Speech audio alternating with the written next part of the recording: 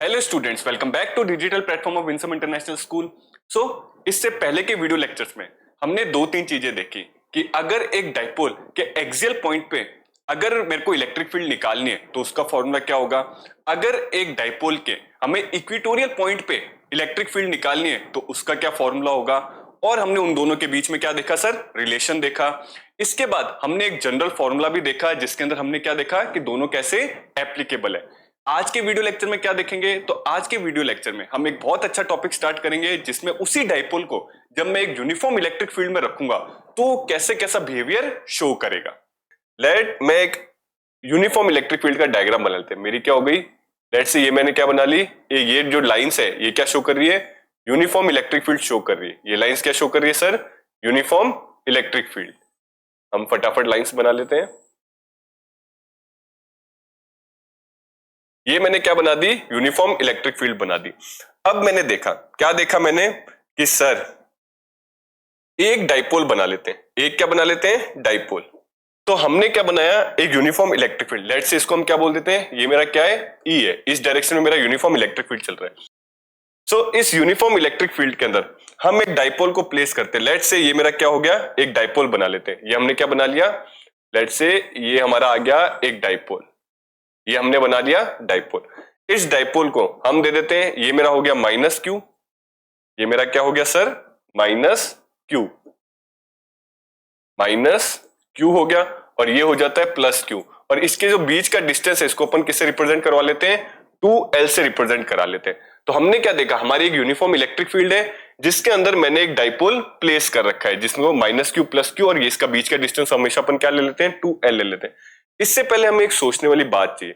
क्या सोचने वाली बात चाहिए, अगर एक यूनिफॉर्म इलेक्ट्रिक फील्ड है तो हमने क्या देखा कि यहां पर एक फोर्स लग रहा है। यहां पर क्या लग रहा है, एक फोर्स लग रहा है इस डायरेक्शन में जो कि क्या है, प्लस क्यू ई है। और सेम इधर भी लग रहा है जो कि क्या हो जाएगा, माइनस क्यू ई। तो ये जो फोर्स है ये इक्वल मैग्नीट्यूड का है लेकिन अपोजिट डायरेक्शन का है। तो मैं यहां से क्या निकाल सकता हूं कि जो मेरा नेट फोर्स होगा, जो मेरा क्या निकल के आएगा, नेट फोर्स निकल के आएगा, वो मेरा जीरो निकल के आएगा। लेकिन अगर इसका नेट फोर्स जीरो है, बट अगर मैं टॉर्क की बात करूं, सबसे पहले तो टॉर्क होता क्या है। टॉर्क समझने के लिए हमें एक चीज समझनी पड़ती है। अगर अपन बात करें टॉर्क, तो टॉर्क समझने के लिए हमें आता है couples of force, couples of forces. अगर मेरी इस तरीके की कंडीशंस है, मेरी क्या है, इस तरीके की कंडीशंस है कि कहीं इक्वल एंड अपोजिट फोर्सेस लग रही है, equal in magnitude opposite in direction forces लग रही है और उनके बीच में एक परपेंडिकुलर डिस्टेंस है या उनके बीच में कुछ डिस्टेंस है, तो हमेशा एक नई क्वांटिटी प्ले में आती है जिसको हम क्या बोलते हैं, टॉर्क बोलते हैं। दोबारा सुनिए, अगर कोई ऐसी सिचुएशन है जहां पर इक्वल एंड अपोजिट फोर्सेस लग रही हो, equal in magnitude but opposite in direction, और उनके बीच में कोई ना कोई डिस्टेंस हो, तो हमेशा एक टॉर्क लगता है उस ऑब्जेक्ट या बॉडी या कोई भी चीज हो, उस पर हम क्या लगा सकते हैं सर, टॉर्क लगा सकते हैं।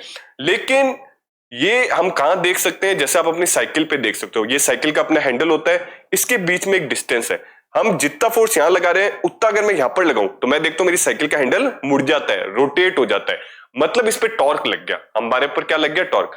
अगर अपन इसकी बात करें तो इसमें हम देख रहे हैं नेट फोर्स तो जीरो है, नेट फोर्स तो मेरा क्या है, जीरो है, क्योंकि एक क्यूई इधर लग रहा है, एक क्यूई मेरा इधर लग रहा है, तो एक दूसरे को कैंसिल आउट करके नेट फोर्स मेरा क्या दे देते हैं, जीरो। लेकिन अगर मैं टॉर्क की बात करूं तो क्या मेरा टॉर्क जीरो है, तो इसके लिए पहचानने के लिए हम क्या करेंगे, टॉर्क निकालेंगे। तो मैं देखूंगा कि सर इसका टॉर्क जीरो नहीं हो सकता। क्यों जीरो नहीं हो सकता, क्योंकि यहां पर कपल ऑफ फोर्सेस और बीच में डिस्टेंस है, तो टॉर्क तो लगेगा, टॉर्क जीरो नहीं है। तो ये कैसा है, अगर अपन ऐसा एग्जांपल है तो हम क्या देखेंगे, इस सिचुएशन को हम क्या बोलेंगे कि सर इस ऑब्जेक्ट पे लीनियर मोशन नहीं होगा क्योंकि नेट फोर्स मेरा जीरो है। नेट फोर्स जीरो होने की वजह से वो अपनी जगह से दूसरी पोजीशन पे नहीं जा सकता क्योंकि लीनियर फोर्स इसका क्या है, जीरो है। ये डाइपोल ऐसा का ऐसा रहेगा, ये चल के इधर नहीं जा सकता या इधर नहीं जा सकता। क्यों नहीं जा सकता, क्योंकि इसमें नेट फोर्स जीरो है, जिस वजह से मेरा लीनियर मोशन नहीं होगा। इस वजह से मेरा क्या हो सकता है, लीनियर मोशन नहीं होगा। लेकिन क्योंकि इसमें टॉर्क लग रहा है, क्यों टॉर्क लग रहा है, क्योंकि कपल ऑफ फोर्सेस मुझे दिख रही है, एक इधर लग रही है, एक इधर लग रही है, कपल ऑफ फोर्सेस दिख रही है और बीच में एक डिस्टेंस भी दिख रहा है, तो मैंने बोला टॉर्क लगेगा। टॉर्क लगने की वजह से इसमें रोटेशन आएगा, इसमें क्या आ जाएगा, रोटेशन आ जाएगा। मतलब क्या होगा कि ये अपनी जगह से थोड़ा सा घूमेगा, लीनियरली तो वहीं रहेगा, अपनी पोजीशन चेंज नहीं करेगा, बट थोड़ा सा घूमेगा। अगर मैं सिचुएशन ऐसी बनाऊं, क्या सिचुएशन बनाऊं कि मैं फोर्स जो हमारा इलेक्ट्रिक फील्ड है यूनिफॉर्म नहीं लूं, अब मैं नॉन यूनिफॉर्म इलेक्ट्रिक फील्ड लूं। कैसी लूं? नॉन यूनिफॉर्म इलेक्ट्रिक फील्ड लूं, इलेक्ट्रिक फील्ड लूं। नॉन यूनिफॉर्म इलेक्ट्रिक फील्ड का क्या मतलब है कि मान लेते हैं एक ऐसी फील्ड चल रही है, एक ऐसी फील्ड चल रही है, मैं बोलूंगा कि इस जगह पे फील्ड ज्यादा है, इस वाली पोजीशन पे मैं क्या बोलूंगा कि फील्ड ज्यादा है, और यहां पर अपन बोल लेते हैं कि फील्ड कम है, और यहां पर अपन मान लेते हैं टॉर्क है, यहां पे प्लस क्यू आ रहा है, और यहां पे मान लेते हैं माइनस क्यू आ रहा है, यहां पर अपन क्या मान लेते हैं माइनस क्यू, और यहां पर अपन क्या मान लेते हैं प्लस क्यू मान रहे। तो मैं देखूंगा कि यहां पर क्योंकि इलेक्ट्रिक फील्ड ज्यादा है तो यहां पर फोर्स भी ज्यादा लग रहा है। लेट्स से अपन इमेजिन कर लेते हैं यहां पर 10 न्यूटन का फोर्स लग रहा है, क्योंकि यहां पर इलेक्ट्रिक फील्ड ज्यादा है। यहां पर क्योंकि इलेक्ट्रिक फील्ड कम है तो यहां पे फोर्स भी कम लगेगा, तो मान लेते हैं यहां पे जो फोर्स लग रहा है वो 7 न्यूटन का लग रहा है। तो मैंने क्या देखा, यहां पर नेट फोर्स जीरो नहीं है। क्यों? क्योंकि इलेक्ट्रिक फील्ड यूनिफॉर्म नहीं है, जिस वजह से मेरा नेट फोर्स, नेट कौन सा फोर्स, लीनियर फोर्स जीरो नहीं है। लेकिन अगर मैं इसमें ध्यान से देखूं, क्या ध्यान से देखूं कि यहां पर भी 7 आ रहा है और यहां पर भी क्या आ रहा है 7 आ रहा है, तो मुझे कपल ऑफ फोर्सेस तो मिल रहे हैं, दोनों में मुझे कपल ऑफ फोर्सेस तो मिल रहे हैं, क्योंकि एक ऐसी चीज पड़ी है जो कि नॉन यूनिफॉर्म इलेक्ट्रिक फील्ड में, तो इस पे नेट फोर्स जीरो नहीं होता, क्योंकि यहां पर मेरा नेट फोर्स ज्यादा है, इस तरफ मेरा नेट फोर्स क्या है ज्यादा है, तो इसका यहां पर मूवमेंट होगा। तो क्या सिर्फ लीनियर मूवमेंट होगा? नहीं, सिर्फ लीनियर मोशन नहीं होगा, क्योंकि यहाँ पे कपल ऑफ फोर्सेस भी है। जैसे मैंने बोला 10 के अंदर 7 भी आता है, 7 के अंदर 7 तो आते ही है, तो एक कपल्स भी रेडी हो रहे हैं। तो कपल ऑफ फोर्स की वजह से यहाँ पे लीनियर मोशन भी दिखेगा और मुझे रोटेशनल मोशन भी दिखेगा। मतलब अगर मैं इसको इमेजिन करूं कि ये नॉन यूनिफॉर्म में है, तो नॉन यूनिफॉर्म की वजह से इसमें लीनियर भी आएगा और ये रोटेट भी होगा, ये इस टाइप का मूवमेंट करेगा अपनी जगह से, ये लीनियर भी चलेगा और साथ में एक रोटेशन भी दिखाएगा, क्योंकि इस पे फोर्स भी लगेगा और टॉर्क भी लगेगा। लेकिन जब अपन यूनिफॉर्म फील्ड में रखते हैं एक इलेक्ट्रिक फील्ड, अपने एक डाइपोल को यूनिफॉर्म फील्ड में लग रहा है, तो यहाँ पे लीनियर मोशन जीरो हो जाता है, लीनियर मोशन मेरा क्या हो जाता है जीरो हो जाता है। लेकिन टॉर्क जीरो नहीं होता, टॉर्क यहां पर जीरो नहीं होता, जिस वजह से रोटेशनल मोशन मुझे हमेशा दिखता है। तो कितना लगता है टॉर्क? सबसे पहले तो अगर मैं टॉर्क की बात करूं, टॉर्क हम निकालते कैसे, रिप्रेजेंट कैसे करते हैं, इससे साइन होता है टो, ठीक है। और यहां पर जो टॉर्क निकलता है वो कैसे निकलता है, हम इस टॉर्क को कैसे निकाल सकते हैं, देखते हैं। फोर्स इंटू, फॉर्मूला क्या होता है, force into distance between them, short में आप ऐसे समझ सकते हो, force into distance between them. तो अगर मैं एक लाइन से परपेंडिकुलर लाइन बना दूं, मैं क्या बना दूं, एक परपेंडिकुलर लाइन बना देते, इस टॉर्क को अपन यहां से जोड़ देते। एक मैंने क्या बनाई, परपेंडिकुलर लाइन बना ली, और मैंने क्या बोला भाई, ये फोर्स और ये फोर्स के बीच में ये लाइन है, मतलब बीच में ये क्या इनका डिस्टेंस है। और ये मान लेते हैं कि जो मेरा डाइपोल है ये इलेक्ट्रिक फील्ड से थीटा एंगल पे, इलेक्ट्रिक फील्ड से कैसा है, थीटा एंगल पे। दूसरे कलर से बनाते हैं, मान लेते हैं ये क्या हो गया, परपेंडिकुलर डिस्टेंस हो गया, और मैं बोल दूंगा कि इनके बीच का एंगल कितना है सर, थीटा एंगल है। तो अब मैं अगर टॉर्क निकालना चाहूं तो मैं क्या बोलूंगा, टो बराबर, टो बराबर एक तो फोर्स निकालेंगे F into distance between them. Distance between them कितना है, इसको नाम दे लेते हैं, लेट्स से ये मेरा ए हो गया, ये मेरा बी हो गया और ये मेरा क्या हो गया सी। तो डिस्टेंस बिटवीन देम कितना हो गया सर, बीसी हो गया। ये मेरा क्या हो गया, टॉर्क का फॉर्मूला आ गया। इसको थोड़ा सा और देखते हैं, तो मेरे को पता है टो बराबर, फोर्स चाहो तो ये क्यू ही ले लो या ये क्यू ही ले लो, भले ही डायरेक्शन इनके अपोजिट है लेकिन इनका मैग्नीट्यूड क्या है सर, इक्वल है। तो यहां पर अपन क्या ले लेते हैं, फोर्स बराबर Q into E into BC. अगर अपन इस ट्रायंगल की बात करें तो यहां से मुझे पता है ये मेरा क्या होता है, परपेंडिकुलर होता है, और इसको अपन क्या बोलते हैं, हाइपोटेन्यूज बोलते हैं। अगर यहां पे मैं साइन थीटा की वैल्यू निकालना चाहूं, मैं क्या निकालना चाहूं, साइन थीटा, साइन थीटा मुझे पता है साइन थीटा क्या होता है, हमें पता है परपेंडिकुलर अपॉन में हाइपोटेन्यूज होता है। परपेंडिकुलर की वैल्यू कितनी है, बीसी, परपेंडिकुलर की वैल्यू मेरे पास कितनी आ गई, बीसी, और हाइपोटेन्यूज की वैल्यू मुझे पता है कितनी आ गई, 2l आ गई। तो यहां से मेरे पास एक चीज निकल के आई, क्या निकल के आई कि मेरा जो साइन थीटा है ये क्या निकल के आया है, बीसी अपॉन में 2l। तो यहां से बीसी की वैल्यू मेरे पास कितनी आ जाएगी, तो बीसी बराबर कितना आ जाएगा, 2l साइन थीटा। बीसी बराबर मेरे पास कितना क्या निकल के आ गया, 2l साइन थीटा। इसको अगर अपन इक्वेशन 1 दे देते हैं, इसको इक्वेशन नंबर 2 दे देते हैं, तो फ्रॉम इक्वेशन 1 एंड 2 मैं क्या निकाल सकता हूं, फ्रॉम इक्वेशन 1 एंड 2 हम क्या बोलेंगे, from from equation 1 and equation 2। मेरे पास टो का फॉर्मूला क्या निकल के आ जाएगा, टो बराबर QE इंटू क्या निकल के आ जाएगा sir, QE into 2L sine theta. क्या निकल के आ जाएगा, 2L, BC की जगह हम क्या लिख लेंगे, साइन थीटा। और मुझे अच्छे से पता है Q इंटू 2L, मुझे अच्छे से पता है Q इंटू 2L क्या होता है, P। तो यहां से टो का फॉर्मूला क्या आ जाएगा, PE साइन थीटा। ये मेरा क्या निकल के आ गया, टॉर्क का फॉर्मूला निकल गया। क्यों निकल के आ गया, क्योंकि मुझे पता है Q इंटू 2L बराबर मेरा क्या हो जाता है सर, P के बराबर हो जाता है। तो मैंने देखा कि जो मेरा लीनियर फोर्स था वो तो जीरो था, लेकिन एक टॉर्क लग रहा था। किसके बराबर लग रहा था सर, PE साइन थीटा के बराबर मेरा टॉर्क लग रहा था। क्योंकि ये PE साइन थीटा है तो यहां से अपन क्रॉस करके भी निकाल सकते हैं, P क्रॉस E। इसको मैं क्या लिख सकता हूं, हमने वेक्टर में पढ़ा है, P क्रॉस E भी लिख सकते हैं। ये क्या हो जाता है, मेरा क्रॉस हो जाता है, क्रॉस प्रोडक्ट। तो होप यहां तक आपको चीजें समझ आई होगी कि कैसे एक टॉर्क लग रहा है यूनिफॉर्म इलेक्ट्रिक फील्ड में। जब भी एक डाइपोल को हम यूनिफॉर्म इलेक्ट्रिक फील्ड में रखते हैं तो उस पर एक टॉर्क लगता है जो उसको घुमाने की कोशिश करता है। उस टॉर्क की वैल्यू क्या है, तो वो टॉर्क किसके बराबर लगता है सर, PE साइन थीटा के बारे में। अब अपन कुछ स्पेशल केसेस देखते हैं। क्या देखते हैं, स्पेशल केसेस। स्पेशल केसेस में हम क्या देखते हैं, सबसे पहला केस हम क्या देखते हैं, पहला केस हम देखते हैं केस 1, केस नंबर 1।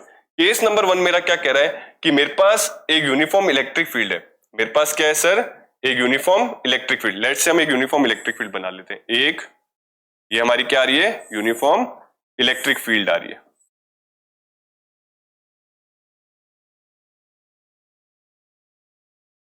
इस यूनिफॉर्म इलेक्ट्रिक फील्ड में हम क्या रखेंगे, डाइपोल को रखेंगे। इस यूनिफॉर्म इलेक्ट्रिक फील्ड में हमने क्या रखा, डाइपोल रखा। जैसे ही हमने डाइपोल रखा, हमने इस बार जो डाइपोल रखा वो इस तरीके से रखा। ये हमारा क्या आ गया सर, एक डाइपोल आ गया। ये हमारा क्या आ गया, एक डाइपोल आ गया। ये हमारा डाइपोल आ गया। इसमें हम रख लेते हैं, इसकी थोड़ी वैल्यू दे देते हैं। ये हो गया -Q, ये हो गया +Q, और इसके बीच का डिस्टेंस कितना हो गया सर हमारा 2L। लेकिन हमने एक चीज देखी, क्या चीज देखी, कि जो इलेक्ट्रिक फील्ड है और जो मेरा डाइपोल है, इनके बीच में एंगल कितना है। अगर मैं इनके बीच का एंगल देखूं तो एंगल बराबर कितना हो गया मेरा, 0 डिग्री हो गया। एंगल बराबर कितना हो गया, 0 डिग्री। तो यहां से अगर मैं टॉर्क निकालना चाहूं, अगर मेरा डाइपोल इस तरीके से अलोंग दी इलेक्ट्रिक फील्ड है, अगर मेरे डाइपोल की पोजीशन कैसी है, अलोंग दी इलेक्ट्रिक फील्ड, तो थीटा कितना होता है, 0 डिग्री होता है। हमें यहां से साफ दिख रहा है कि दोनों के बीच में एंगल कितना है सर, 0 डिग्री का। क्योंकि इसमें एंगल 0 डिग्री का है तो मेरे पास फॉर्मूला क्या निकल के आएगा, PE साइन 0 डिग्री। और मुझे पता है साइन 0 क्या होता है सर, साइन 0 मेरा 0 ही हो जाता है। तो यहां से टो बराबर कितना आ जाता है, 0 आ जाता है। कितना आ जाता है, 0 आ जाता है। तो हमेशा ध्यान रखना, अगर मेरा एक dipole along the electric field है तो टॉर्क जो लगता है वो किसके बराबर लगता है, 0 के बराबर लगता है। अगर हम केस 2 की बात करें, हम किसकी बात कर रहे हैं सर, केस 2 की। अगर केस 2 की बात करें तो केस 2 में हम क्या देख रहे हैं, केस 2 में हम देखते हैं कि ये जो मेरा इलेक्ट्रिक फील्ड है, ये जो मेरा इलेक्ट्रिक फील्ड आ रहा है, तो यहां से हमने देखा कि टो बराबर मेरा क्या आ गया सर, 0 आ गया। टो बराबर क्या आ गया, 0। अब अगर हम इस पे और केसेस देखें, पहला केस तो हमने क्या देखा, अलोंग द इलेक्ट्रिक फील्ड। अब हम इसको परपेंडिकुलर बनाने की कोशिश करते हैं। अगर मैं इसको परपेंडिकुलर बनाने की कोशिश करूं तो अब यहां से केस नंबर 2 लेते हैं। हम क्या लेते हैं, केस नंबर 2। केस 2, केस 2 में हम क्या देखते हैं, वापस से इलेक्ट्रिक फील्ड लाइन बनाते हैं। वापस से हम क्या बनाते हैं, इलेक्ट्रिक फील्ड। लेट्स से ये मेरी क्या आ गई, इलेक्ट्रिक फील्ड्स आ गई।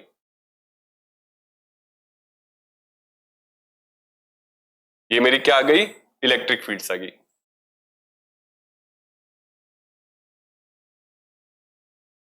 और ये किस टाइप की इलेक्ट्रिक फील्ड है सर, यूनिफॉर्म इलेक्ट्रिक फील्ड है।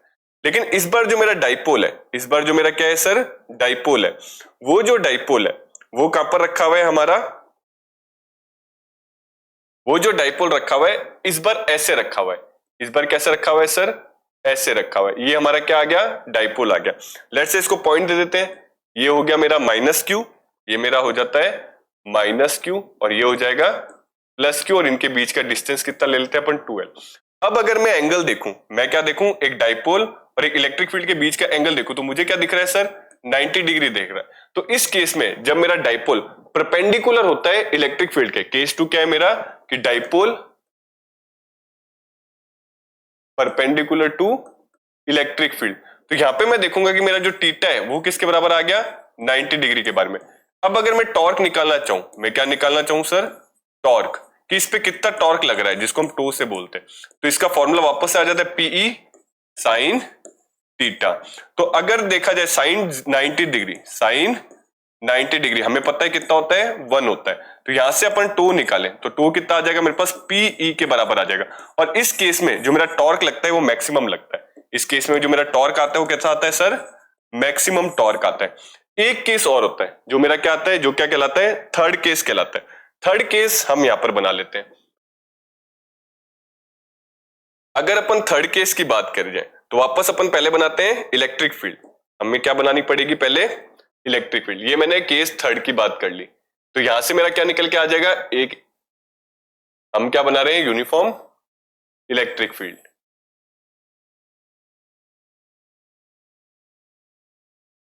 और इस बार जो मेरा डाइपोल है, इस बार जो मेरा क्या है सर, डाइपोल है, वो जो डाइपोल है वो कहां पर रखा हुआ है, इस डायरेक्शन में, अपोजिट डायरेक्शन में। कहां रखा हुआ है सर मेरा डाइपोल, इस डायरेक्शन में। मतलब कैसा रखा हुआ है देखते हैं, माइनस क्यू से प्लस क्यू ले लेते हैं। ये आ गया मेरा माइनस क्यू और ये क्या आ गया सर, प्लस क्यू। इस केस में क्या था, माइनस, मतलब जो इसकी जो डाइपोल का जो मूवमेंट था वो कैसा था, ऐसा था। लेकिन इस केस में यहां पर जो आएगा डायरेक्शन ये आएगी, लेकिन इलेक्ट्रिक फील्ड की डायरेक्शन ये चल रही, मतलब एक दूसरे के बीच में जो एंगल बन रहा है, या आप इसको कैसे बोल सकते हैं, when dipole placed in opposite to the electric field. इस हेडिंग को अपन क्या बोल सकते हैं, when dipole is placed in opposite to the electric field. तो यहां पे हम देखेंगे थीटा बराबर कितना हो जाता है, 180 डिग्री होते हैं। तो यहां से हम टॉर्क निकालना चाहे तो वापस हम देखेंगे पीई और यहां पे क्या लगा देंगे, साइन 180 डिग्री। अगर अपन देखा जाए साइन 180 डिग्री कितना होता है, तो साइन 180 डिग्री भी कितना होता है हमारा, 0 डिग्री होता है। तो इस केस में भी टो बराबर क्या आ जाएगा, 0 आ जाएगा। तो जब भी टो बराबर 0 आता है, या अगर अपन बोले फोर्स, नेट फोर्स बराबर 0 है या नेट टॉर्क बराबर 0 है, तो हम क्या बोलते हैं, इक्विलिब्रियम कंडीशन है। कैसी कंडीशन है, इक्विलिब्रियम है। इक्विलिब्रियम का क्या मतलब होता है कि इस पे कोई रोटेशनल नहीं लगेगा, क्योंकि मेरा क्या है, नेट फोर्स या नेट टॉर्क क्या है, 0 है, इसलिए इक्विलिब्रियम। इक्विलिब्रियम मतलब क्या हो जाता है कि कोई भी इस पे रोटेशन नहीं होगा। अगर नेट अपना लीनियर फोर्स अपना 0 है, मतलब कोई भी चीज नहीं चल सकती। तो इक्विलिब्रियम की भी बात की जाए तो ये भी मैं देखता हूं 2 टाइप के होते हैं। इक्विलिब्रियम की भी अगर बात की जाए तो हम क्या देखते हैं, ये भी 2 टाइप के होते हैं। इसको रब करते हैं तो हमने क्या देखा, हमारा जब अलोंग दिस था तब भी हमारा टॉर्क 0 आ रहा था, और यहां पर अपोजिट है तब भी हमारा टॉर्क क्या आ रहा था, 0 आता है। जब भी टॉर्क 0 आता है तो हम क्या बोलते हैं, डाइपोल इक्विलिब्रियम में। डाइपोल हमारा क्या है सर, इक्विलिब्रियम में। तो यहाँ पे इक्विलिब्रियम भी 2 टाइप से होते हैं। इक्विलिब्रियम भी क्या होते हैं हमारे सर, 2 टाइप से होते हैं। अगर अपन किसकी बात कर रहे हैं, इक्विलिब्रियम की, इक्विलिब्रियम की।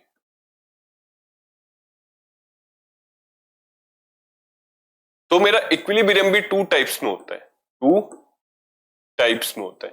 2 टाइप्स का क्या मतलब होता है, सबसे पहले तो इक्विलिब्रियम होता है क्या, जब भी मेरा टॉर्क क्या आ गया सर, 0 आ गया है ना, ही वो रोटेशन अब नहीं कर रहा। तो 2 टाइप से मतलब ये होता है, एक को मैं बोलता हूं स्टेबल इक्विलिब्रियम, एक को मैं क्या बोलता हूं सर, स्टेबल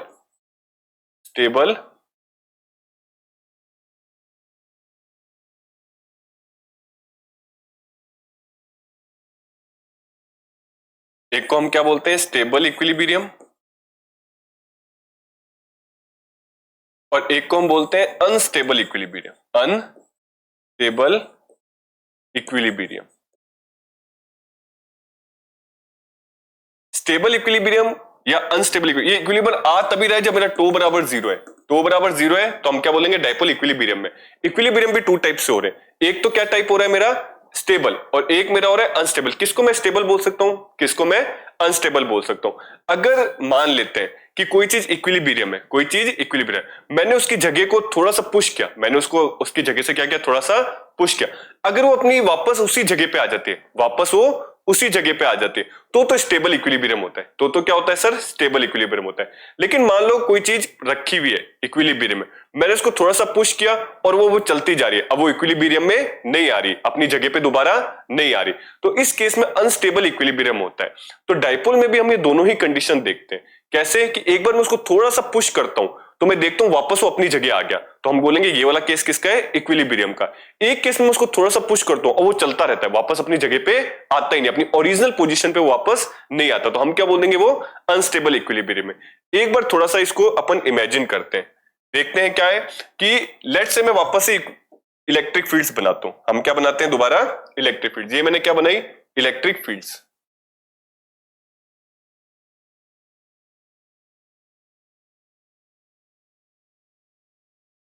और मैंने एक डाइपोल रख दिया। मैंने क्या रख दिया इसमें? इसके बीच में एक डाइपोल रख दिया। ये मेरा क्या हो गया? लेकिन इस बार जो डाइपोल है वो इस डायरेक्शन में, ये मेरा क्या आ गया? डाइपोल आ गया। और ये जो मेरा डाइपोल है इसमें हमने क्या बोला? ये मेरा माइनस क्यू है, ये मेरा प्लस क्यू है, बीच में इनके डिस्टेंस 2l हो गया। मेरी इलेक्ट्रिक फील्ड का डायरेक्शन कैसा है? ऐसा है। अगर मैं इसको थोड़ा सा उठा दूं, अगर मैं इसको क्या करूं? थोड़ा सा नेक्स्ट इमेजिन करो, इसको थोड़ा सा मैं उठा देता हूं, तो जैसे मैं उसको उठाऊंगा तो अब मेरी जो डायग्राम बनेगा वो कैसा बनेगा? ये मेरी इलेक्ट्रिक फील्ड हो गई, ये मेरी कैसी होगी? दोबारा इलेक्ट्रिक फील्ड हो गई इस डायरेक्शन में। और अब मैंने इसको उठा दिया, जैसे मैंने इसको उठाया तो अब ये कैसा बन गया? ये ऐसा बन गया। ये कैसा बन गया सर? ऐसा बन गया। यहां से जैसे अपन ने इसको उठाया तो प्लस वाला तो कहां चला गया? ऊपर, और माइनस वाला कहां गया? नीचे। अपन इसको ऐसे उठा के रख दिया, ये ऐसे था और इसको अपन ने ऐसे कर दिया, तो ये इस जगह पे आ गया। जैसे इस जगह पे आया तो इसको मैंने क्या बोल दिया? Minus Q. इसको मैंने क्या बोल दिया? Minus Q. अब मैंने देखा, क्या देखा कि एक फोर्स तो यहां लग रहा है, एक फोर्स तो क्या लग रहा है? इधर। लेट्स से हम फोर्स बना लेते हैं इससे। एक फोर्स तो इधर लग रहा है। हम क्या देख रहे हैं कि एक फोर्स कहां लग रहा है? इधर लग रहा है। क्यू ई फोर्स मेरा कहां लग रहा है? इधर। और एक फोर्स मेरा इधर लग रहा है। एक फोर्स कहां लग रहा है मेरा? इधर। माइनस क्यू ई फोर्स लग रहा है इधर। तो जैसे एक फोर्स इधर लग रहा है, एक फोर्स इधर लग रहा है, मतलब कि यहां पर डाइपोल को एक इधर से धक्का दे रहा जा रहा है और एक इधर, तो ये वापस अपनी जगह पे आ जाएगा। ये वापस क्या आ जाएगा? अपनी जगह पे आ जाएगा। ये मेरा डाइपोल है, एक उसको वहां से खींच रहा है, एक इसको यहां से खींच रहा है, तो ये वापस अपनी जगह पे हो जाएगा। तो मैं बोलूंगा कि ये वाला जो केस होता है अलोंग दी इलेक्ट्रिक फील्ड, ये स्टेबल इक्विलिब्रियम होता है। कैसे इक्विलिब्रियम होता है? भाई टो बराबर 0 तो है, इस केस में मैंने बता दिया कि टो बराबर 0 है, मतलब इक्विलिब्रियम तो है। इक्विलिब्रियम तो है, लेकिन कौन सा वाला इक्विलिब्रियम है? मैंने बोला इक्विलिब्रियम तो है, इक्विलिब्रियम है, लेकिन कौन सा वाला है? तो स्टेबल है। कौन सा वाला है सर? स्टेबल है। क्यों स्टेबल है? क्योंकि जैसे ही हमने इसको इसकी जगह से हटाया तो ये वापस अपनी ओरिजिनल जगह पे आ गया। क्यों अपनी ओरिजिनल जगह पे आ गया? क्योंकि जब ये ऐसे था तो इसका एक फोर्स इधर लग रहा था और नीचे से फोर्स इधर, जिसने इसको खींच के वापस ऐसे लिया है। खींच के वापस कैसे लिया है? ऐसे। तो ये वाला किसका केस हो गया सर? स्टेबल इक्विलिब्रियम का हो गया। वैसे ही एक केस अनस्टेबल का भी हो जाता है। अनस्टेबल में अपन कैसे देखते हैं? वापस से अपन इलेक्ट्रिक फील्ड बनाते हैं। ये मैंने क्या बनाई? Electric field.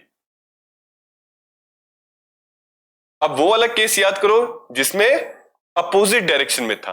तो अगर अपन इसको अपोजिट डायरेक्शन में ले जाएं, अब मैंने क्या बनाया? एक डाइपोल बनाया इस डायरेक्शन में। अब यहां पर मेरा क्या है? माइनस क्यू, और यहां पर मेरा क्या है? Plus Q. ये मैंने क्या बना दिया? डायरेक्शन बना दिया। अब जैसे ही मैंने इसमें वापस इसको खड़ा किया, मैंने इसको क्या किया? अपनी जगह से खड़ा किया, तो मैंने देखा, मैंने क्या देखा? अब एक केस ऐसे इमेजिन करो, जब ये ऐसे रखा हुआ है और मैं इसको खड़े करने की कोशिश, एक इंक्लाइंड प्लेन पे खड़ा, तो जैसे ही बनाते हैं अपन, ये मैंने वापस इलेक्ट्रिक फील्ड बना दी। ये मैंने क्या बना दी? Electric field. और जैसे मैंने डाइपोल को थोड़ा सा अपनी पोजीशन से हिलाया तो मैंने देखा ये ऐसा बन गया। ये क्या बन गया सर? इस टाइप से। यहां पर क्या आ गया मेरा? Plus Q. ये ऐसे जा रहा है, तो नीचे क्या आ जाएगा? Minus Q. बीच में 2l है। अब मैंने जब देखा, क्या देखा कि इस पे जैसे इसको ओरिजिनल से मैंने थोड़ा सा ऊपर किया तो इस पे वापस से इलेक्ट्रिक फील्ड मतलब फोर्स लगा। किस लगा? एक तो इस डायरेक्शन में लगा, एक तो किस डायरेक्शन में लगा? इस डायरेक्शन में लगा, और एक इस डायरेक्शन में लगा। एक किस डायरेक्शन में लगा सर मेरा? इस डायरेक्शन में लगा। तो अब ये वापस अपनी ओरिजिनल पोजीशन पे नहीं आएगा। अगर ये ऐसे है, एक अगर इसको ऐसे कर रहा है और एक इसको नीचे से दे रहा है, तो क्या ये अपनी ओरिजिनल पोजीशन पे आएगा या खड़ा हो जाएगा? ये इस पोजीशन पे तो नहीं आएगा, ये यहां से फिर ऐसे और दूर जाएगा, और क्या जाएगा, दूर। तो ये वाला जो केस होता है जब अपना डाइपोल अपोजिट डायरेक्शन में होता है, तो यहां पर भी टो बराबर तो 0 है, लेकिन ये जो इक्विलिब्रियम है ये अनस्टेबल इक्विलिब्रियम है। ये कैसा है, अनस्टेबल इक्विलिब्रियम है। होप आपको ये दोनों ही इक्विलिब्रियम अच्छे से समझ आए होंगे कि टो बराबर 0 जब हमारा 0 डिग्री होता है और 180 डिग्री होता है, तो दोनों में हमारा जो डाइपोल है वो इक्विलिब्रियम कंडीशन में होता है। लेकिन किस में स्टेबल में होता है, किस में अनस्टेबल में होता है, तो हम बोलेंगे जब एंगल 0 डिग्री होता है मतलब हमारा डाइपोल इलेक्ट्रिक फील्ड की डायरेक्शन में होता है, डाइपोल मूवमेंट हमारे इलेक्ट्रिक फील्ड की डायरेक्शन में होता है, तब नो डाउट इक्विलिब्रियम है, टो बराबर 0 है। बट कैसे इक्विलिब्रियम है, स्टेबल, क्योंकि इसको मैं वापस भी छेड़ूंगा तो ये वापस अपनी जगह पे आ जाता है, ये अपनी जगह से हिलता नहीं, अपनी ओरिजिनल पोजीशन से हिलता नहीं है। लेकिन जब अपोजिट वाला केस लेते हैं अपन, जब थीटा बराबर 180 डिग्री होता है, उसके बाद जब मैं इसको छेड़ता हूं, एक एंगल पे लाता हूं, तब ये वापस अपनी ओरिजिनल पोजीशन पे ना के और दूर चला जाता है। इसलिए ये कैसा है, अनस्टेबल इक्विलिब्रियम है। कैसा इक्विलिब्रियम है, अनस्टेबल इक्विलिब्रियम। होप ये दोनों ही चीजें आपको अच्छे से समझ आई होगी। इसी के साथ अगर मैं बोलूं, मैं क्या बोलूं कि अगर मैं इस डाइपोल मूवमेंट को उठा रहा हूं, एक डाइपोल को क्या उठा रहा हूं, तो मैंने इसमें एक वर्क डन किया है। मैंने क्या किया है, इसमें वर्क डन। क्यों वर्क डन किया है, क्योंकि मैंने एक फोर्स अप्लाई किया है और ये थोड़ा अपनी पोजीशन से डिस्प्लेस हुआ है। और फोर्स का फॉर्मूला ही होता है, फोर्स का फॉर्मूला क्या होता है सर, अगर मैं किसकी बात कर रहा हूं, फोर्स की बात कर रहा हूं, किसकी बात कर रहा हूं, फोर्स की। तो फोर्स का फॉर्मूला होता है, क्या फॉर्मूला होता है, फोर्स बराबर, हमें पता है क्या होता है, या सॉरी फोर्स नहीं, वर्क डन का जो फॉर्मूला होता है, वर्क डन का फॉर्मूला क्या होता है, फोर्स इंटू डिस्प्लेसमेंट, डिस्प्लेसमेंट। लेकिन ये होता है जब लीनियर हो, ये क्या होता है जब लीनियर। लेकिन अगर रोटेशनल की बात करें, क्योंकि ये हम इसको अपनी जगह से उठा रहे हैं, एक थीटा एंगल पे डिस्प्लेस कर रहे हैं, एक थीटा एंगल पे क्या कर रहे हैं सर, डिस्प्लेस कर रहे हैं, तो यहां पर वर्क डन कैसा होता है, यहां पर मेरा वर्क डन होता है, फोर्स की जगह टॉर्क ले लेता है, फोर्स की जगह क्या ले लेता है, टॉर्क, और डिस्प्लेसमेंट की जगह थीटा ले लेता है, डिस्प्लेसमेंट की जगह क्या ले लेता है, एंगल या थीटा। ये मेरा होता है work done, work done in rotational motion, work done in rotational motion. तो मैंने देखा कि जब हम डाइपोल को उठाते हैं, एक थीटा एंगल से क्या करते हैं, डिस्प्लेस करते हैं, तो वर्क डन तो किया, क्योंकि फोर्स अप्लाई मतलब टॉर्क लगाया और वो थीटा एंगल से क्या हो गया, डिस्प्लेस भी हो गया। जैसे ये वाला केस देखो, अब भी नहीं है, लेकिन जैसे मैंने इस पे एक फोर्स लगाया तो ये यहां आया और अपने थीटा एंगल से जैसे डिस्प्लेस हुआ, तो मैं बोलूंगा इस कंडीशन में मैंने वर्क डन किया है, इस कंडीशन में मैंने क्या किया है, वर्क डन। अगर मुझे ये कैलकुलेट करना हो कि मैंने कितना वर्क डन किया है इस डाइपोल को उठाने में, अपनी जगह से डिस्टर्ब करने में, तो मैं कैसे निकालूंगा, मैं निकालूंगा, लेकिन कैसे निकालेंगे, इस पे एक कंडीशन होती है। हिसाब से तो ये फॉर्मूला लगा के निकाल सकते हैं, मेरे पास टॉर्क भी है, मेरे पास थीटा भी है, लेकिन ये फॉर्मूला यहाँ एप्लीकेबल नहीं है, इस वाली कंडीशन पे एप्लीकेबल नहीं है। क्यों एप्लीकेबल नहीं है, क्योंकि ये फॉर्मूला, इसकी कंडीशन क्या होती है, इसकी कंडीशन क्या होती है, ये तभी एप्लीकेबल है जब मेरा टॉर्क एंड थीटा दोनों ही क्या हो, कांस्टेंट हो, दोनों ही क्या हो, कांस्टेंट। कांस्टेंट का क्या मतलब है सर, ये अपनी जगह से या अपनी जो वैल्यूज है ये चेंज ना कर रहे हो। लेकिन इस कंडीशन में मैं देख रहा हूं जैसे जैसे मेरा टॉर्क ऊपर जा रहा है, जैसे जैसे मेरा क्या जा रहा है, डाइपोल ऊपर जा रहा है, तो थीटा चेंज हो रहा है। इस कंडीशन में मैं देख रहा हूं थीटा क्या हो रहा है, चेंज हो रहा है। और क्योंकि मेरा थीटा चेंज हो रहा है तो टो भी क्या हो रहा होगा, चेंज हो रहा होगा। तो अब हम कैसे वर्क डन निकालें, क्योंकि इसका तो थीटा भी चेंज हो रहा है और इसका टो भी चेंज हो रहा है। लेकिन जो हमारा ट्रेडिशनल वर्क डन निकालने का फॉर्मूला है वो टो इंटू थीटा, मतलब टॉर्क इंटू थीटा होता है, लेकिन तब जब वो कांस्टेंट हो। तो जब भी वेरिएबल्स आ रहे हो तो हम क्या यूज करते हैं, कैलकुलस यूज करते हैं, इंटीग्रेशन यूज करते हैं। हम बोलेंगे, हम क्या बोलेंगे कि अगर ये मेरी इलेक्ट्रिक फील्ड है, अगर सर मेरी क्या है, ये इलेक्ट्रिक फील्ड, ये मेरी क्या है, इलेक्ट्रिक फील्ड है, और इसमें हमने हमारा एक डाइपोल रख रखा है किसी एंगल से, हमने इसको क्या किया, डिस्टर्ब किया। हमने बोला कि यहां तक हमने इसको उठा दिया, यहां तक हमने इसको उठा दिया, ये माइनस क्यू हो गया और ये प्लस क्यू हो गया। कितने एंगल पे उठा दिया, थीटा एंगल पे उठा दिया, कितने एंगल पे उठा दिया, थीटा पे। अब हम क्या करेंगे, पूरा थीटा तो ले नहीं सकते, इस थीटा एंगल को, इस थीटा एंगल को, लेट्स से ये एंगल कितना आ रहा है, थीटा, इस थीटा को हम बहुत सारे छोटे छोटे एंगल्स में तोड़ लेंगे, बहुत सारे छोटे छोटे एंगल्स में तोड़ लेंगे। हम क्या करेंगे, इसको बहुत सारे छोटे छोटे एंगल्स में तोड़ लेंगे, बहुत सारे छोटे छोटे एंगल्स में तोड़ लेंगे, और हर एक एंगल को हम दे देंगे डी थीटा नाम। क्या नाम दे देंगे, डी थीटा। और हम ये अज्यूम करेंगे, हम क्या करेंगे, ये अज्यूम करेंगे कि इस डी थीटा पे लगने वाला टॉर्क क्या है, कांस्टेंट है। इस डी थीटा पे जो मेरा टॉर्क लगेगा वो क्या लगेगा, कांस्टेंट लगेगा। तो यहां से मैंने अपनी दोनों कंडीशन सेटिस्फाई करवा ली। क्या सेटिस्फाई करवा ली कि जो एंगल है, मैं एंगल इतना छोटा ले रहा हूं कि जो मेरा टॉर्क है वो चेंज नहीं हो रहा, एक ही टॉर्क आ रहा है। तो हमने क्या बोल दिया, डी थीटा पे लगने वाला टॉर्क क्या है, कांस्टेंट है, वो वेरी नहीं कर रहा। और ऐसे बहुत सारे डी थीटा बना लूंगा। मैं बोलूंगा यहां पर भी डी थीटा, यहां पर भी डी थीटा, यहां पर भी डी थीटा, यहां पर भी डी थीटा। उन सारे डी थीटा पे लगने वाला वर्क डन मैं क्या बोलूंगा, वर्क डन। हम क्या बोलेंगे, वर्क डन। हम बोलेंगे work done on d theta is equal to d डब्ल्यू। कि डी थीटा काम करने के लिए हमने कितना वर्क डन ले लिया, डी डब्ल्यू वर्क डन ले लिया। तो ये जो डी डब्ल्यू वर्क डन है, ये जो मेरा डी डब्ल्यू वर्क डन है, डी डब्ल्यू, ये कितना निकल के आएगा, टू डी थीटा। कितना निकल के आ गया, टू डी थीटा।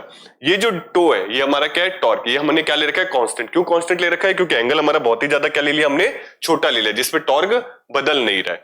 अब अगर मुझे सारों का निकालना है तो मुझे क्या करना पड़ेगा, इंटीग्रेट करना पड़ेगा। सारे को क्या करना पड़ेगा, ऐड करना पड़ेगा। और ऐड करने के लिए हमारे पास क्या होता है, इंटीग्रेशन, इंटीग्रेट करना पड़ेगा। तो हम ले लेंगे इंटीग्रेशन, हम दोनों को क्या कर देंगे, इंटीग्रेट। हम लेंगे ये वाला, हम बोलेंगे थीटा 1 से लेके थीटा 2। लेट से हमने इनको कितना भगाया है, यहां से थीटा 1 ले लेते हैं और ये थीटा 2। कितना चेंज हुआ है, थीटा 1 से थीटा 2। और ये आ जाएगा अपना डी डब्ल्यू बराबर, यहां पर भी ले लेते हैं थीटा 1 से थीटा 2। यहां पे आ जाएगा 2 डी थीटा। तो ये जो डी डब्ल्यू है, ये सारे जब D W D W D W integrate होंगे तो एक पूरा क्या निकल के आ जाएगा, वर्क डन। क्या निकल के आ जाएगा सर हमारे पास, डब्ल्यू। और ये हो जाएगा थीटा 1 से थीटा 2। टो की जगह हम क्या लिख सकते हैं, PE sine theta d theta. अब कैलकुलस में हमने बहुत अच्छे से पढ़ा है, क्या पढ़ा है कि इस डी थीटा पे कौन कौन वेरी कर रहा है। ये तो P है, ये तो मेरा क्या है, डाइपोल P है। ये क्या होता है, Q इंटू 2L। इसका फॉर्मूला क्या होता है हमारा, Q इंटू 2L। और E का भी फॉर्मूला क्या होता है हमारे पास KP अपॉन में R। तो दोनों के दोनों ही थीटा पे डिपेंड नहीं करे, तो ये हमारे लिए क्या काम करते हैं, एज अ कांस्टेंट काम करते हैं। कैसा काम करते हैं ये, कांस्टेंट। तो इनको मैं बाहर ले लेता हूं, इनको मैं क्या ले लेता हूं सर, बाहर। तो मेरे पास क्या आ जाएगा, पीई, यहां पे आ जाएगा थीटा 1 थीटा 2, अंदर आ जाएगा साइन थीटा और डी थीटा। अब मुझे पता है इसको जब अपन इंटीग्रेट करते हैं साइन थीटा डी थीटा, हमारे पास क्या आता है, माइनस का कॉस थीटा आ जाता है। क्या आ जाता है, माइनस का पी बराबर पीई इंटीग्रेशन थीटा 1 थीटा 2, और यहां पे आ जाएगा माइनस का कॉस थीटा। इसको और अच्छे से सॉल्व करें तो हमारे पास डब्ल्यू कितना आ जाएगा, कि डब्ल्यू इज इक्वल्स टू, यहां पे आ जाएगा पीई इंटू, यहां पे आ जाएगा माइनस कॉस थीटा, और यहां पे आ जाएगा थीटा 1 से थीटा 2। तो ये मेरा निकल के आ गया वर्क डन। ये मेरा क्या निकल के आ गया सर, वर्क डन। किसका वर्क डन है ये, कि जो डाइपोल हमने जीरो, जो हमारे पे क्या रखा होता है, जीरो से जब हमने किसी पर्टिकुलर एंगल पे इसको छेड़ा तो हमने कितना वर्क डन किया, तो हमने कितना किया, इतना वर्क डन किया। होप यहां तक की चीजें आपको अच्छे से समझ आई होगी। तो इस वीडियो लेक्चर में हमने क्या क्या देखा, अच्छे से देखते हैं। कि हमने सबसे पहले समझा, किसको समझा, कि हमारा जो डाइपोल है ये यूनिफॉर्म इलेक्ट्रिक फील्ड में आ जाए तो कैसे बिहेव करता है। तो हम देखते हैं कि अगर यूनिफॉर्म इलेक्ट्रिक फील्ड है तो लीनियर फोर्स भले ही जीरो हो, लेकिन एक रोटेशनल फोर्स जिसको हम क्या बोलते हैं, टॉर्क, वो इस पे एक्ट करता है। कितना निकल के आता है वो, तो पीई साइन थीटा निकल के आता है। जब हमने ये देखा कि ये यूनिफॉर्म की जगह अगर नॉन यूनिफॉर्म हो जाए तो फोर्स भी एक्ट करेगा लीनियर वाला, और पीई साइन थीटा मतलब टॉर्क भी इस पे एक्ट करेगा, मतलब लीनियर मोशन भी दिखेगा और रोटेशनल मोशन भी दिखेगा। कोई भी चीज ऐसे घूमती हुई जाएगी, लीनियर भी जाएगी और रोटेट करती हुई भी जाएगी। लेकिन अगर हमने देखा स्पेशल केसेस, क्या देखा, कि अगर मेरा डाइपोल इलेक्ट्रिक फील्ड की डायरेक्शन में है तो हम देखते हैं टो बराबर जीरो आ जाता है। अगर मेरा dipole opposite to the electric field रखा हुआ है तो भी मेरा क्या आ जाता है, टो जीरो आ जाता है। लेकिन अगर वो 90 डिग्री पे है तो मेरा टो क्या आता है, मैक्सिमम, मतलब मेरा टॉर्क क्या लगता है, मैक्सिमम। मैक्सिमम रोटेशन हमें इस पोजीशन पे दिखता है। लेकिन क्योंकि दोनों ही जीरो पे है तो हम बोलते हैं इक्विलिब्रियम कंडीशन है। जब भी टो बराबर जीरो आता है और नेट फोर्स भी बराबर क्या आ जाता है, जीरो आ जाता है, तो हम बोलते हैं हमारा dipole in equilibrium condition. Equilibrium भी मैंने आपको बताया दो टाइप के होते हैं, एक स्टेबल इक्विलिब्रियम और एक अनस्टेबल इक्विलिब्रियम। अनस्टेबल इक्विलिब्रियम तब होता है जब मैं अपने डाइपोल को उसकी ओरिजिनल पोजीशन से थोड़ा सा खिसकाता हूं, और अगर वो खिसकने के बाद वापस अपनी जगह पे आ जाता है तो मैं बोलता हूं ये एक स्टेबल इक्विलिब्रियम है, जो कि हमने कब देखा था, जब ऐसा कौन कैसे बिहेव करता है, या मैं बोल सकता हूं कब बिहेव करता है, जब मेरा डाइपोल इलेक्ट्रिक फील्ड के 0 एंगल बना रहा हो, कितना डिग्री एंगल बना रहा हो, 0 डिग्री, या अलोंग द इलेक्ट्रिक फील्ड हो। लेकिन जब अनस्टेबल इक्विलिब्रियम होता है, उस कंडीशन में जब मैं अपने डाइपोल को थोड़ा सा खिसकाता हूं तो वो अपनी जगह पे ना आके थोड़ा और स्ट्रेट चला जाता है। तो ये अनस्टेबल इक्विलिब्रियम हमने कब देखा था, जब हमारा dipole movement opposite to the direction of electric field होता है। तो होप यहां तक की चीजें आपको समझ आई होगी। तो इसी के साथ इस वीडियो लेक्चर को अपन एंड करते हैं, और मैं आशा करता हूं कि आप इन टॉपिक्स को अच्छे से घर पे रिवाइज करेंगे। तो तब तक के लिए keep learning, keep growing, thank you.